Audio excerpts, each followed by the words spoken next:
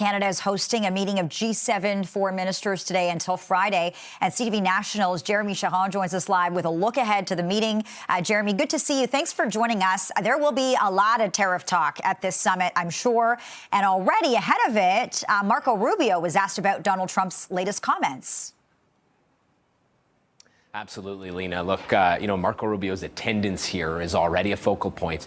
And then if you look at the comments he made today surrounding Canada's sovereignty and the annexation of this country, I think everything is a little heightened. He is expected to face questions, surely, about those comments and the ongoing tension between the two countries, despite saying today that he will not be talking about annexing Canada while here at this G7. Here's more from Marco Rubio, the U.S. Secretary of State, today.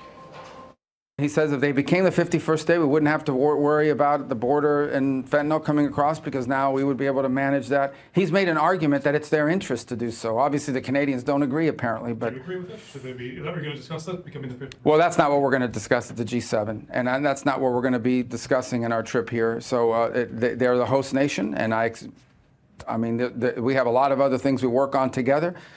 We defend North America through NORAD and the airspace of our continent together. So not to mention the issues of Ukraine and other commonalities. So we're going to be focused in the G7 on all of those things.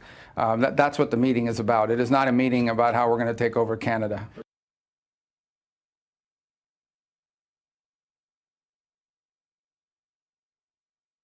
For Canada. But we do know that Marco Rubio and Foreign Affairs Minister Mélanie Joly will be holding a bilateral meeting tomorrow morning before official events get underway here in Charlevoix. I am told the focus of that meeting will be, our top priorities during that meeting will be Canada-U.S. relations, tariffs, the ongoing trade war. It will be hard for the Secretary of State to avoid questions, especially from the Canadian contingent of media here surrounding those comments about annexation. But of course, there will also be a lot of talk here about greater issues that impact the geopolitical landscape, especially the situation in Ukraine. Rubio is coming off a meeting with his Ukrainian counterparts just a day ago, Lena. Okay, Jeremy, thanks so much for this update. We appreciate it.